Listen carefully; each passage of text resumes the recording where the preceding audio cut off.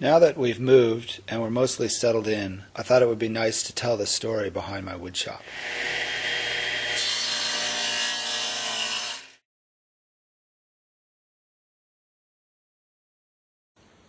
Why did you want to move? It's time to think about schools for the kids, and I wanted a bigger backyard for them and a quieter street. We were kind of on a busy street, so they were getting older and ready to play outside. I thought maybe we started looking around and see what else was out there. And also, you were outgrowing your shop. I saw this as a way to get a much bigger, better shop in my basement. So the problem was we started looking, was it's really hard to find a house in the city that had a shop. Or even a yard big enough, a yard big enough to have a shop. Tried to get creative when we were house hunting to see what else we could find that maybe could be a potential shop. Or this listing came on the market. It had all the things that we wanted, and it even had an indoor pool, but the pool didn't work. So the thought was we could use that structure as the shop. Right, we were actually excited about this broken pool. We thought we could just put a floor over the pool and we'd have an instant shop.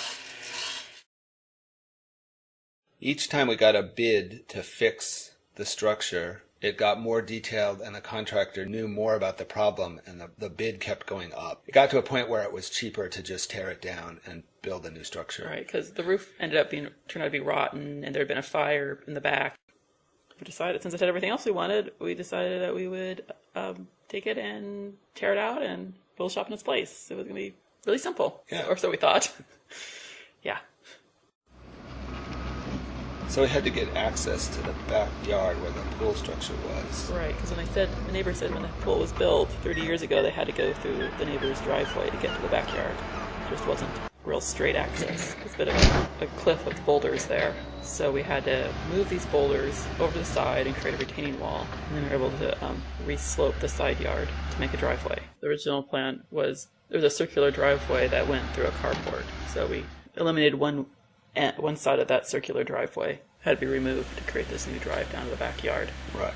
Which is also just nice to be able to get things to the backyard and to be able to get things to the new shop. Once we had that access, we could demo the pool. In demoing the pool, I managed to save the big roof beams and the deck from the roof. What'd you use them for? The roof deck I made into the planter boxes for our garden. We planted a garden next to that new driveway because It was this nice sunny flat area now. Then as we were filling the hole from the pool with gravel, I realized we could solve two problems by sinking the shop into the ground. We could give the shop a lot of nice ceiling height, and we could keep the view from the house so that the shop wouldn't block the view because it would be lower in the ground. So we ended up digging out the space for the shop instead of filling in the hole. And then we spent that summer coming up with a design. We somehow thought we would just move in and the shop would be built a few months later. And like most projects, it was like over a good year and a half later. So in the meantime, the tools were temporarily stored under the carport. We ended up moving them up inside, some in the basement, some in the laundry room, and a couple were in the living room, which were a real good conversation starter. Why do you have a disc sander in the corner of your living room? I enlisted the help of my good friend Ben, who is also an architect, and he has his own firm, which is called Design Department, and he helped with the design and construction. So that summer we came up with a design for the shop. We really wanted something that would work with the design of the house, which is a simple mid-century modern 50s house. So we ended up with a shed roof above a 9-foot wall, and between the wall and the roof is a band of polycarbonate panels which let light in. And then within that 9-foot wall there are 2 big doors and 4 vertical windows. And below the 9-foot wood wall there's a 34-inch concrete stem wall which goes down to the floor of the shop.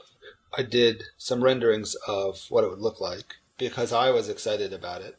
It matched the house fairly well. This is the north elevation. It has the main sliding door. I like the idea for the shop that it's a toolbox with the lid slightly open. This is the west elevation, which also has a big sliding door. In the section we can see a few of the interior ideas. One of the thoughts was to make a datum at 34 inches above the concrete floor, which would be the height of the stem wall, which would correspond to the height of the table saw. and to the height of my rolling cart, and to the height of any new workbench that I make, and to the height of the cabinets along the wall. This would give me a work surface that's even with the outside ground level, so that the work sort of stays at that 34-inch height. Another thought was that the walls would be plywood, and I would have a 1-foot high strip at the bottom to put all of the power in. I would run all of the wire in that 1-foot section, and all of the outlets and the power connections for the tools would be within that 1-foot strip. And the other idea in the section is that the clear stories would let in a lot of daylight and make a well-lit space, which would make me happy. This is the plan. It's basically just a rectangle. I didn't want to do any kinds of other rooms. I just wanted to make it all shop. So there's 3 doors, here, here, and here. And there's 4 windows along the walls and 1 at the end. And the dust collection runs in the floor. So we cast 6-inch pipes into the concrete slab. This drawing shows them only going out into the middle, but they actually run all the way across. At this point, it was time to start building something. Here we're laying out for the footing and getting a gravel base compacted. We ended up moving where the building was going to go by 2 feet, both in the east and in the north-south direction. So we moved it a little closer to the house. So we're digging out a little bit more of the hole here.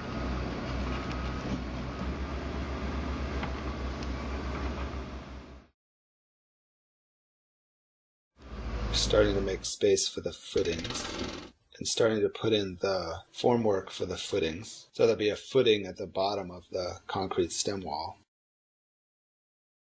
And this is the formwork for the stem wall. And then we poured the stem wall. And we had a concrete barge in a huge mud puddle. It was one of the wettest falls on record. And we started to do the 2 long walls. It was a little bit tricky because of the height of the stem wall. They couldn't build the wall right on the ground. They had to prop it up and sort of build it in the air, almost like building a deck with joists. Then they came out early one morning with a much bigger crew and tilted the walls up. And next, the trusses started to go in. We talked about using a crane to put the trusses in, but they turned out they were light enough they could just be lifted into place by hand. The truss that we got from the manufacturer had to have a 4-foot piece attached to one end so that we could have the cantilever over the western end of the shop. But having this kind of truss, we could hang the truss from the top plate, which meant that we could have a very thin roof profile. And the form starts to take shape and the skin starts to go on. So there's the cantilever. Here's some pictures from the roof of the house. You can see how muddy it is. I cut out the holes for the windows, and I made the windows. They're wood with a double pane piece of glass.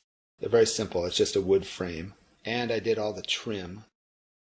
The siding went on. They did a very good job on the siding. It's very even, very straight. The polycarbonate Ben and I put on, because we were very fussy about it. We actually had a little channel custom made to go between each polycarbonate panel. At this point, the outside was mostly done. You could really start to get a feel for the inside space. Next, the floor went in. That was the last thing done by the contractor. We put down a vapor barrier and a 6-inch metal screen and came and poured a floor. Calvin inspected the concrete. The concrete was sticky. They did a very nice job on the floor. It's very flat, very smooth. They stayed quite late that night, hand troweling the whole floor. To get the permit finalized, we had to finish the landscaping. So this is a series of shots of the evolution of the backyard.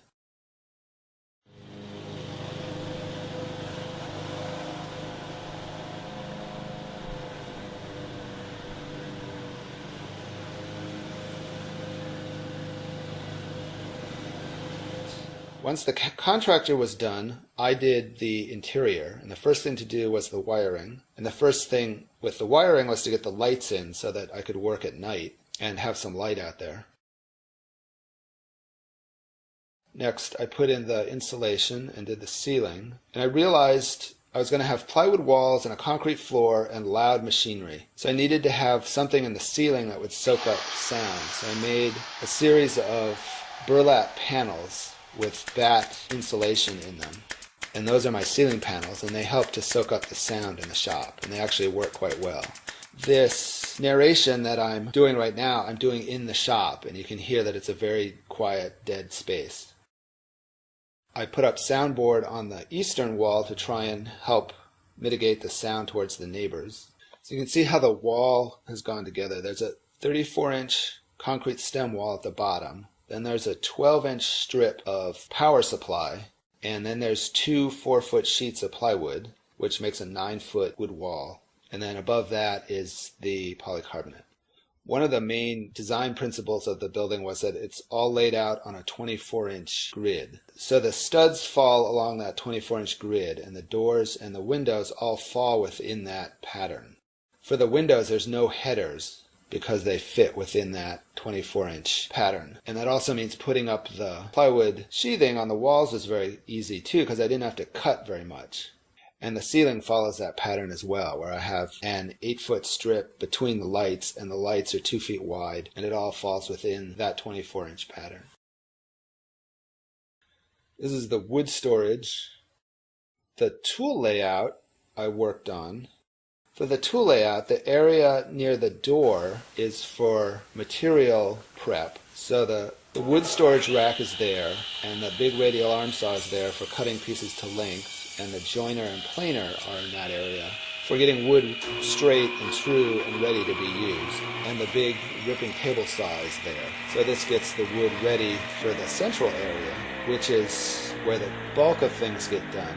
And it's centered around the smaller table saw and the future work table. And all of the smaller machines ring that area. So this is shaping pieces and glue ups and sanding and doing the general woodworking in the shop. And towards the back of the shop, I have two more specialized areas. One area is the wood turning area, because that's sort of its own thing. And then next to that is the metalworking machines, which I haven't done as much with as I'd like, but at some point that'll become something. So it was move-in time, which I did on 2 separate days. I rented a skid steer with forks on the front, and I found that works great for moving heavy tools around. I like that the shop is sunk in the ground. It keeps it cool in the summer, but it is a little bit of a pain getting heavy things in and out of the shop. The last thing to go in was the big bandsaw. The next thing we did, we poured the slab in the front of the shop, and it was Calvin's birthday, so he was quite excited about it. There's no curb, so I can roll things in and out. Next, I started the dust collection, and I got a clear view dust collector, which works quite nicely. I like that it's a kit. I could customize it to some degree. So I built a closet for it to go in with a big dustbin.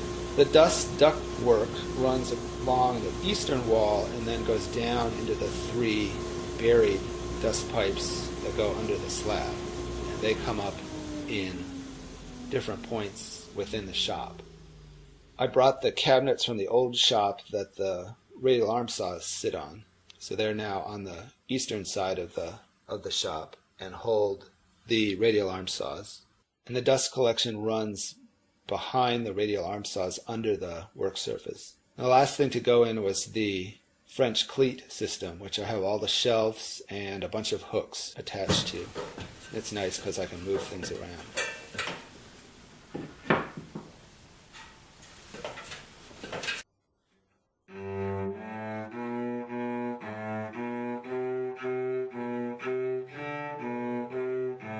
I've had this shop up and running now for about a year. I've been making things here. And I feel like I got sort of half moved in, or 75% moved in, and then really just wanted to get to the woodworking. So this is how the shop exists at the moment.